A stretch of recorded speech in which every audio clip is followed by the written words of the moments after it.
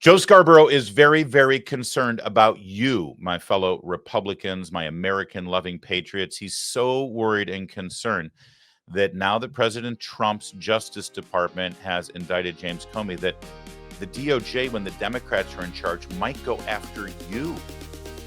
That would be awful, wouldn't it? I swear, these people, it's like they've been in a coma for the last 10 years. Where have they been, for God's sake? Let's go straight to Joe and others on MSNBC who all seem to fail to notice the most important part of this story, and that is whether James Comey actually committed the crime he's been accused of. No, that's not the point. Apparently, over at MSNBC, not everyone is above the law. In fact, wait, how did I put that? That whole no one is above the law thing, that doesn't count anymore. Apparently, according to Joe Scarborough and his buddies at MSNBC, at least one person is in fact above the law. That would be James Comey. It bears repeating. You do this, you turn the person you hate into a martyr. You make them bigger than ever. You unite people behind them. Donald Trump understood this in his own political campaign, and yet he's now making Comey a martyr for the rule of law. That will be the first line in his obituary. That he was an FBI director, but that he became a martyr because a president said on social media to an attorney general, go and arrest this guy for the first time in our lifetime. And so now the world looks at James Comey and they see that he is a political and a legal martyr. No, actually, as usual, Joe Scarborough is wrong about that. So a couple things here. First of all, it's true. Donald Trump did become a martyr because of the way he was treated by the DA in New York, the Attorney General in New York, the DA in Fulton County, Georgia, and also the Special Prosecutor Jack Smith. He was, but there's a big difference between Donald Trump and James Comey. Okay, there's many differences, in fact. Number one, Donald Trump was the president of the United States and was unjustly impeached twice. Was investigated by this guy as a Russian collusion super spy that stole the presidential election, and it was all built on lies. So we, the people, are aware of the lies that have been told about Donald Trump for a decade now to try to falsely accuse him of charges, right? And so when you did bring an indictment against him, what indictments were they? So Alvin Bragg in New York, who ran for office saying, vote for me and I'll find a way to prosecute Donald Trump. And the DA that he replaced looked at the exact case that Alvin Bragg looked at and said, there's no crime here. And the U.S. attorney looked at the exact same case that Alvin Bragg looked at and said, there's no crime here. And then Alvin Bragg comes in and finds a crime here. Not only finds a crime, but extends the statute of limitations to turn a misdemeanor into a felony by tying it to an unnamed felony having to do with campaign finance. And boom, you've got your indictment. And we all know that. We're smart enough to know that, Joe Scarborough.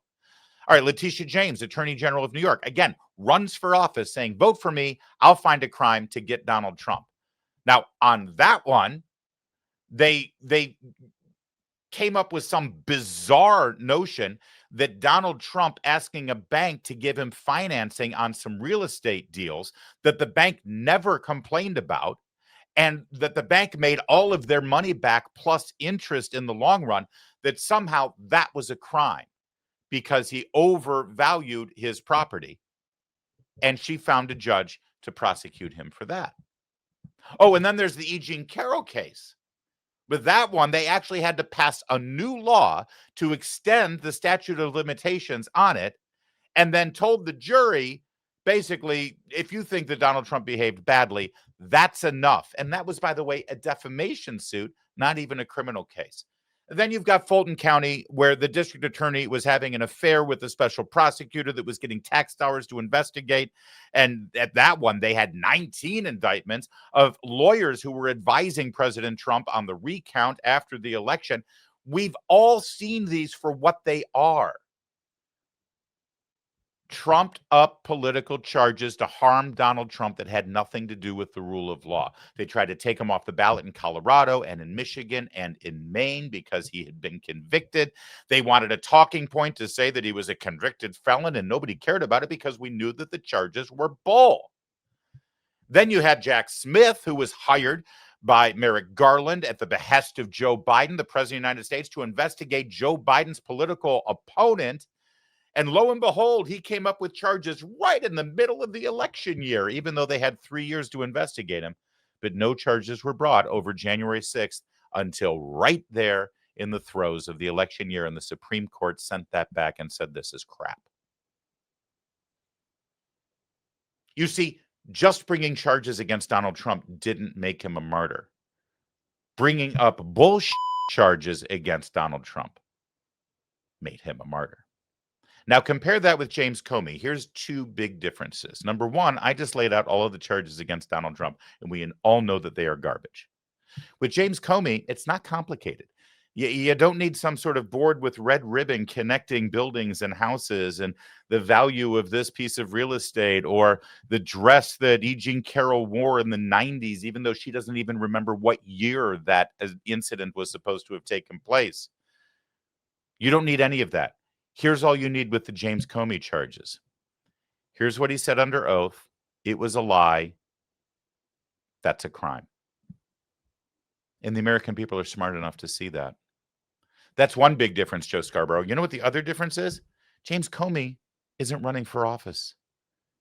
Yeah, everyone says, oh, just like Biden and Trump going after a political opponent, here's Trump going after a political opponent. No, James Comey's not a political opponent. Donald Trump's not running for office again. James Comey's never run for office. This has nothing to do with votes. This has to do with whether you want your FBI director to be honest when testifying before Congress about his activities. I don't know about you, but I do. That's what I want. But that wasn't the most unhinged media response that we saw on MSNBC. It's glorious. Take a look. Oh, what? You know that it's a big time therapy session when you've got that many people on to talk about it. It's like please, we got to have the Brady Bunch opening sequence here. This is so important. It's group therapy. Look at how happy they all are. It's really something. I want to start with you, and you've got some new reporting this morning on kind of the timeline about how this all went down with the new U.S. Attorney, Lindsay Halligan.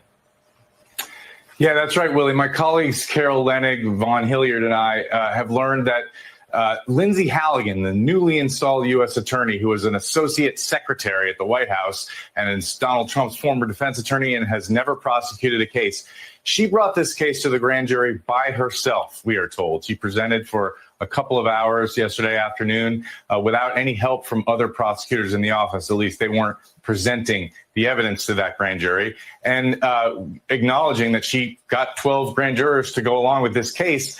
That underscores, though, that she's going to have difficulty finding a prosecutor within that office, a real prosecutor who actually understands federal criminal procedure to take up this case.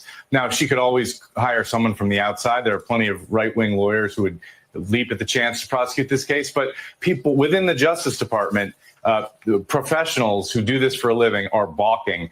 And in fact, James Comey's son-in-law, Troy Edwards, who is a senior lawyer in the National Security Division in that very office, the Eastern District of Virginia, resigned immediately when this indictment was announced. Did you catch that? Without any sense of irony, without actually recognizing what he's saying, Ken Dilanian of NBC News, saying, yeah, they're going to have real trouble finding real prosecutors to take up this case. In fact, here's a perfect example.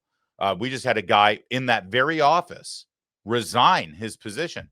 He happens to be James Comey's son-in-law. And that's supposed to be a legitimate example of how no one's going to, maybe because James Comey's son-in-law in this incestuous sort of swamp that is the U.S. Attorney's Office in Washington, D.C. Maybe the fact that James Comey's son-in-law is one of the top lawyers there is maybe an indication why none of those other lawyers might bring these charges, because they're all on the same team. They're all in the same family, for God's sake. And he says this with a straight face. By the way, if I may, since the crux of this case has to do with James Comey as FBI director leaking classified information to reporters, may I just say what Willie Geist and Joe Scarborough and Mika Brzezinski should have said during this panel discussion on Morning Joe to Ken Dilanian? Hey, Ken, you cover the FBI and the Justice Department for NBC News, and boy, you've had a lot of anonymous source stories over the years about Trump and Russian collusion and the CIA intelligence community assessment and the Steele dossier. You've been right in the middle of this story. So for our viewers, if I may, Ken, considering the fact that James Comey leaking classified information to members of the media is actually at the center of this story, before we have you report to our viewers, could you just come clean and tell us, have you ever received any leaks from James Comey, Ken? Have you? Because I think our viewers deserve to know that before we have you report to us in an unbiased way about this story. Willie Geist and Joe Scarborough, Mika Brzezinski never did that on this program. They just let Ken go forward. Let me just say, I'm willing to go on record right now, and I would like Ken Dilanian to challenge me on this, okay? I have two things to say. Number one, I've never received any anonymous information from James Comey or any FBI director or anyone at the FBI or the Justice Department. And I believe Ken Dilanian has. Ken, if you think I'm wrong and I'm defaming you, please come after me. And we should explain to folks that what the charges are here, which is that James Comey is charged with lying to Congress and obstructing justice related to testimony that he gave at a Senate hearing 5 years ago. As you said, the statute of limitations was about to expire. And this was a hearing about the Trump-Russia investigation.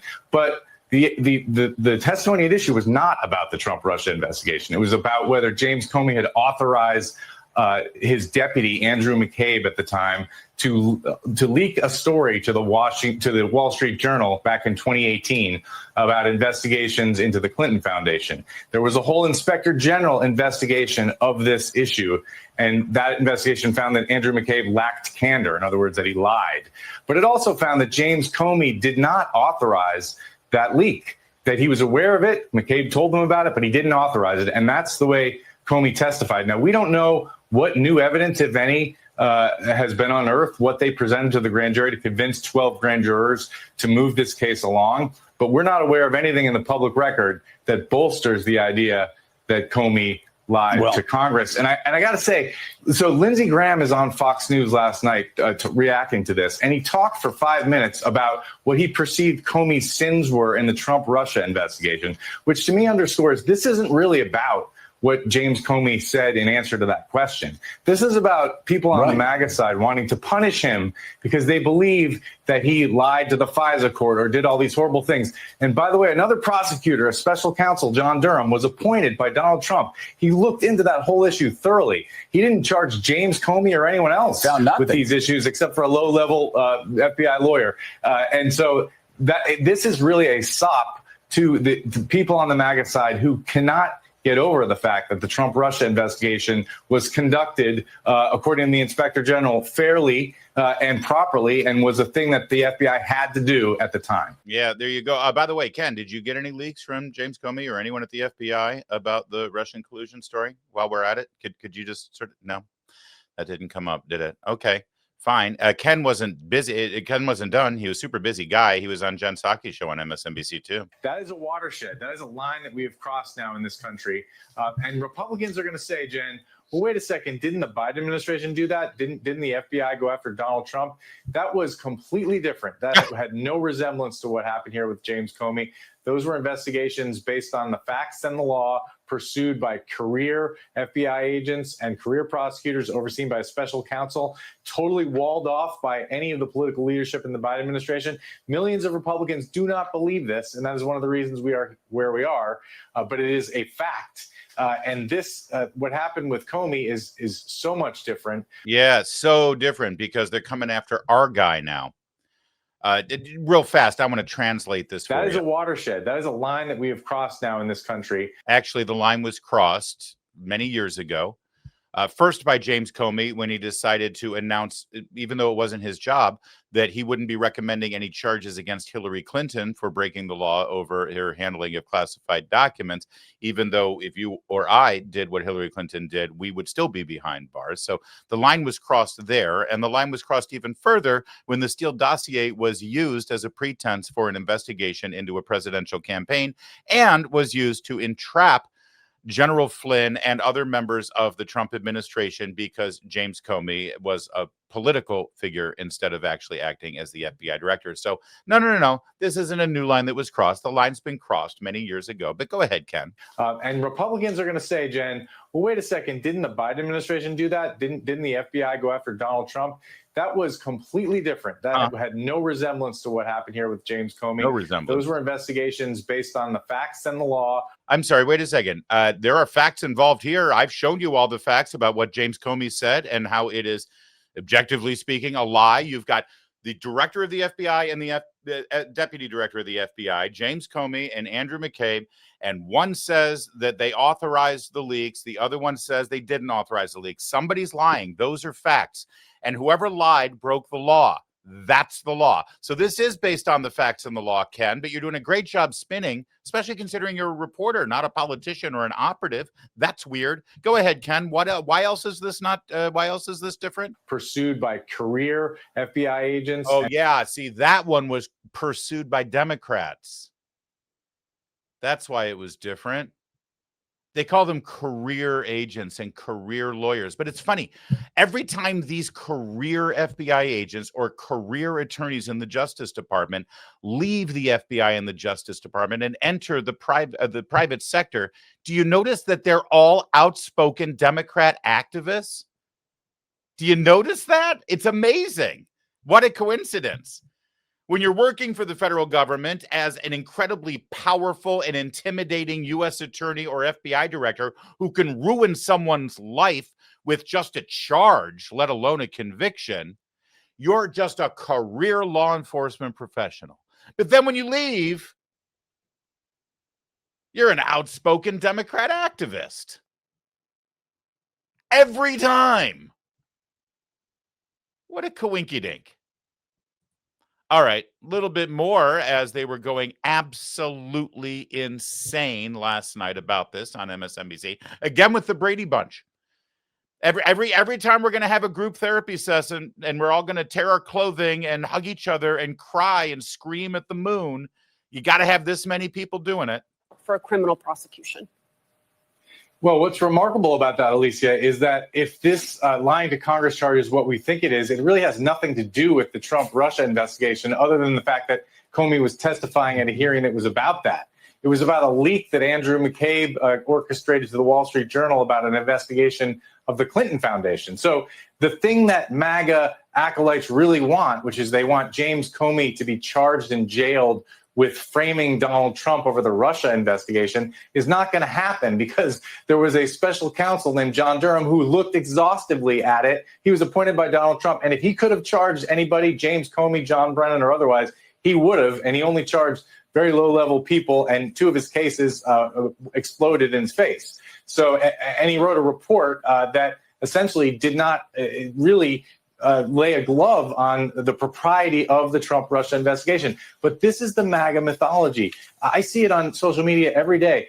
Kash Patel, the FBI director, and Pam Bondi, the attorney general, are coming under criticism from their right flank because people are wondering why they haven't dragged FBI agents and prosecutors off in handcuffs who were involved in not only the Trump-Russia investigations, but the Jack Smith investigations. This is the pressure that they're feeling, and this is their effort to deliver on that. And so whatever qualms Pam Bondi had about this case, she is not about to say anything but praise it at this moment, because she knows that's what Donald Trump wants her to do. This is a fulfillment of MAGA dreams. And there's a long list of people, of Donald Trump's political enemies, that are on the list, that are under investigation, from John Bolton to John Brennan to, in fact, perhaps President Obama, to lesser known figures like Chris Krebs and Miles Taylor. They are also in the crosshairs. And this is a moment we have never before seen in the United States. A president essentially orchestrating and ordering his Justice Department to prosecute individuals. It's like the old Stalinist saying, show me the man and I'll find you the crime. That's what we're experiencing right now. Boy, Ken Dilanian was really working overtime on NBC yesterday, wasn't he? You know, it's remarkable to me to hear this. You know, when Trump was indicted and the mugshot was put out there, did you hear them on MSNBC saying, this is blue sky dreams? This is left-wing dreams. This is blue America's dream. This is their fear. No, but when Comey gets indicted, it's MAGA is excited about this. This is all about MAGA. They're just doing this to make MAGA happy. Yeah, we've never seen anything like this in this country, they keep saying.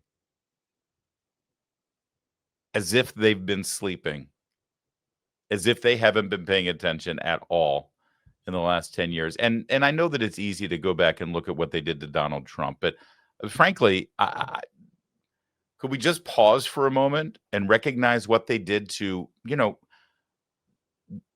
at the very least, everyday Americans who walked through open doors that were held for them on January 6th at the Capitol building. But even more so, everyday Americans who were under scrutiny by the IRS under Barack Obama because they joined organizations that had the word patriot in the name. What about everyday Americans who got censored off of social media because they didn't like the fact that their kid was kept home from school because of the pandemic and couldn't learn to read? What about everyday Americans who went to Latin Mass as Catholics? What about everyday Americans who went to their school board meetings and complained about policies during the pandemic, and they were investigated by the FBI and the Justice Department as domestic terrorists? What about nameless people that you would never recognize in your life, but they were patriots who worked for the first Trump administration? One of the thousands of people who don't go on television and don't make a lot of money, but they do their patriotic duty to work for an administration that they believe in, and they all got wrapped up in indictments and investigations and impeachment inquiries, and they had to spend hundreds of thousands of dollars out of their pocket for lawyers to answer questions to the January 6th committee hearing. I know people in my personal life, you would never recognize their names. They're good professional people who work in Washington, D.C., whose crime was that they worked for Donald Trump when he was president. No charges were ever brought against them, but they had to spend hundreds of thousands of dollars defending themselves. Where's Ken Dilanian sitting on MSNBC saying this is outrageous, this is wrong, we've never seen anything like this in this country? You don't see it because he's a hack. He's a partisan hack. And all he cares about is winning and using his job and his microphone in conjunction with his pals at the FBI and the Justice Department to defeat you, to pound you into the ground. And he will do it come hell or high water. That's who he is, and that's what they do. Watch the rest of this panel. It's unhinged. You know, Mary just said, she said, except maybe Nixon. And it's true. President Richard Nixon, he had an enemies list. And I think the biggest difference between that time and the times we are living through now is that even Richard Nixon attempted to do many things in secret and in silence, except he did in fact keep those tapes, which, you know, one could argue if he had a do-over again, he might not have them. But the president of the United States is currently engaging in this conduct out and open, very brazenly, Christy. And to me, you know, you're a prosecutor, you're a lawyer. This seems like a little bit more than just score settling here. This seems like the line between the executive and the Justice Department, which is supposed to be the Justice Department of the country, not the president's own personal Justice Department. If it wasn't already blurred before, today the lines are murky as all get out. Well, Trump has said that he is the chief law enforcement officer of the country, and I think he proved that today.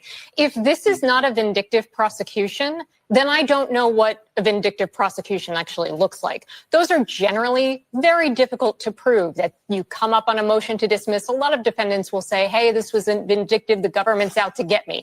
Here, you've got post after post after post. Comey's a bad guy. Comey's a sick person. Comey's a terrible person. And then this timeline where it's go charge him, go do something. And the U.S. attorney won't, so he gets forced out and somebody comes in to replace him. I mean, again, for vindictive prosecution, what you have to show is that there is actual animus from the prosecutor. Well, the prosecutor here is just doing the bidding of this chief law enforcement officer, Trump. So I don't know. I think that defense motion should be successful here. Again, if it's not, I'm not sure what is. Yeah, and when are these people ever wrong? No, wait, these people are always wrong when it comes to Trump and when it comes to politics and when it comes to the law, because they don't look at these things in a fair way. Otherwise, they would have had a conversation actually about what James Comey is accused of doing rather than just the politics of it. Okay, you think that's good. David Frum, CNN, boy, was he just, this is classic David Frum. Charges in American history. I think we all need to mark this day, September 25th. It's a major milestone on America's transition from a fully free to a less free country. And I think that what you just remarked about George Soros is so important because, look, I think the tendency of some of the excellent reporting that we've heard over the past 20 minutes has been to offer viewers a little bit of comfort. Maybe the case will be dismissed as a selective prosecution. Maybe the jury will refuse to convict.